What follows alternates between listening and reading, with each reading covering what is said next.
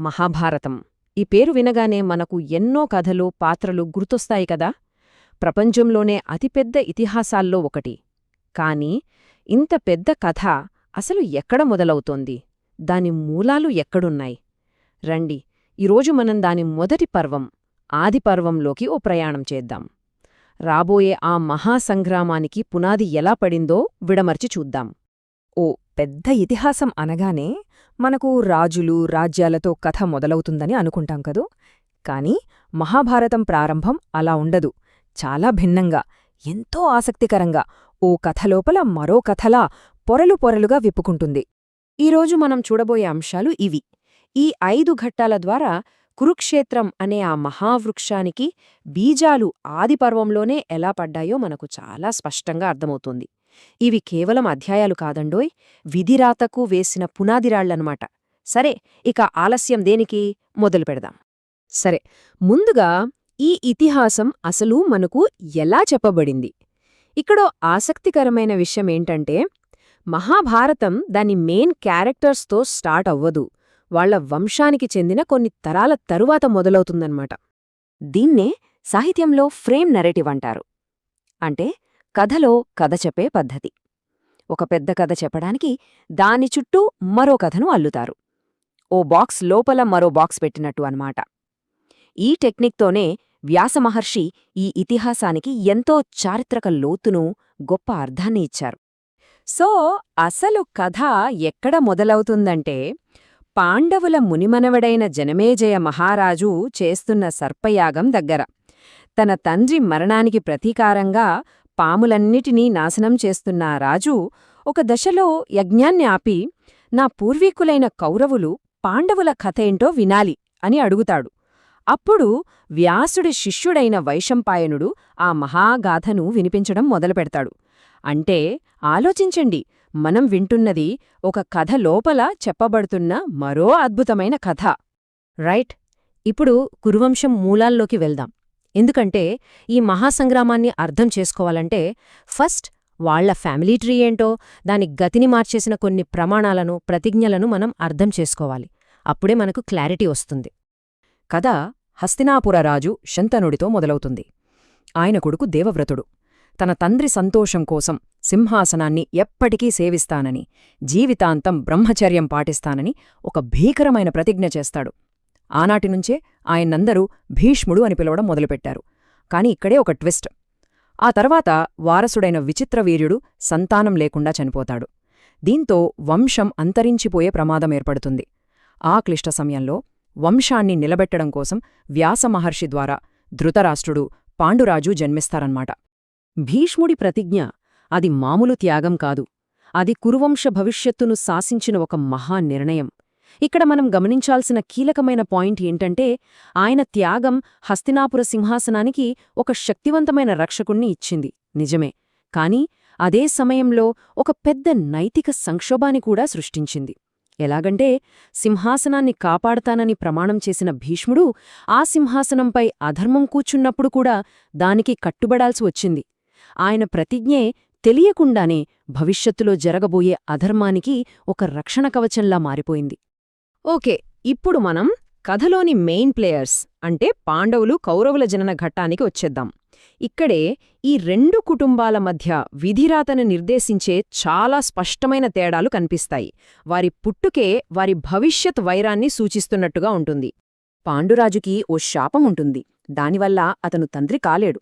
కాని అతని భార్య కుంతికి దుర్వాసమహర్షి ఇచ్చిన ఒక అద్భుతమైన వరం ఉంటుంది. ఆ మంత్రం సహాయంతో ఆమె దేవతలను ఆహ్వానించి వారి అంశతో పిల్లలను కనగలుగుతుంది. ఈ దైవిక జోక్యమే, ఈ డివైన్ ఇంటర్వెన్షనే పాండవుల పుట్టుకకు, వాళ్ల ధర్మానికి, శక్తికి మూలకారణమయ్యింది. ఈ స్లైడ్లో ఆ తేడాను మనం చాలా స్పష్టంగా చూడొచ్చు. చూడండి, ఒకవైపు ధర్మదేవత, వాయుదేవుడు, ఇంద్రుడులాంటి దేవతల అంశంతో పుట్టిన 5 పాండవులు. వీళ్ళు 2 తల్లులకు పుట్టారు. మరోవైపు గాంధారి గర్భం నుండి ఒక మాంసపు ముద్దగా పుట్టి వ్యాసుడి సహాయంతో 101 కుండల నుండి పుట్టిన 100 మంది కౌరవులు. చూసారా ఎంత తేడా ఉందో? ఈ అసమాన జననమే వాళ్ల మధ్య అసూయకు, అధికార పోరాటానికి పునాది వేసింది. ముఖ్యంగా దుర్యోధనుడిలో పాండవుల దైవిక పుట్టుక ఒక రకమైన ఇన్సెక్యూరిటీని, అభద్రతాభావాన్ని నింపేసింది. అవును, సరిగ్గా ఇక్కడే, ఈ అసమాన జననాలలోనే హక్కు, అధికారం, ధర్మం చుట్టూ తిరగబోయే ఆ మహాసంగ్రామానికి మొదటి బీజాలు పడ్డాయన్నమాట. ఆది పర్వం ఒక కంప్లీట్ బ్లూ ప్రింట్ అని చెప్పడానికి ఇంతకన్నా మంచి ఉదాహరణ ఉంటుందా? సరే, ఆ బీజాలు ఎలా మొలకెత్తాయో ఇప్పుడు చూద్దాం. పుట్టుకలో ఉన్న తేడాలు కాస్త రాకుమారుల చిన్నప్పుడే రోజువారీ జీవితంలో ఒకరిపై ఒకరికి పగగా, పోటీగా ఎలా మారాయో ఇప్పుడు చూద్దాం. వాళ్ళ మధ్య విద్వేషం చిన్నపుట్నుంచే మొదలైంది. భీముడికున్న విపరీతమైన బలం చూసి దుర్యోధనుడు ఎప్పుడూ కుళ్ళిపోయేవాడు. వాళ్ళ గురువు ద్రోణాచార్యుడికైతే అర్జునుడంటే పంచప్రాణాలు. ఆ ఫేవరెటిజం వాళ్ల మధ్య దూరాన్ని ఇంకా పెంచింది. సరిగ్గా ఇదే టైంలో టాలెంటున్న సూతపుత్రుడని అవమానించబడ్డ కర్ణుడు ఎంట్రీ ఇస్తాడు. వెంటనే దుర్యోధనుడికి బెస్ట్ ఫ్రెండ్ అయిపోతాడు. ఆహా, అర్జునుని ఎదుర్కోడానికి నాకు వీరుడు దొరికాడు అని దుర్యోధనుడికి ధైర్యం వస్తుంది. చూస్తుండగానే చిన్ననాటి పోటీ కాస్త ఇప్పుడు ప్రాణాలు తీసే కుట్రగా మారిపోయింది. దుర్యోధనుడేం చేశాడంటే పాండవులను వాళ్ల తల్లి కుంతీని చంపేయాలని ఒక ప్లాన్ వేశాడు. లక్క, నెయ్యి లాంటి తేలికగా మండే పదార్థాలతో లక్షాగృహం అనే ఒక అందమైన ప్యాలెస్ కట్టిస్తాడు. కాని ధర్మాత్ముడైన వాళ్ల అంకుల్ విదురుడు కోడ్ లాంగ్వేజ్లో వాళ్లని హెచ్చరిస్తాడు.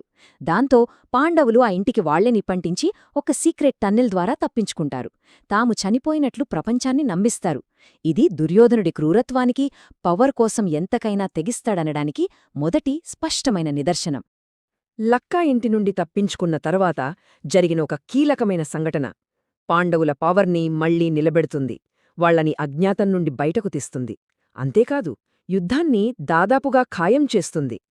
అజ్ఞాతంలో బ్రాహ్మణుల వేషంలో ఉన్నప్పుడు అర్జునుడు ఒక ఇంపాసిబుల్ ఆర్చరీ కాంటెస్ట్లో గెలిచి పాంచాల యువరాణి ద్రౌపదిని పెళ్లి చేసుకుంటాడు.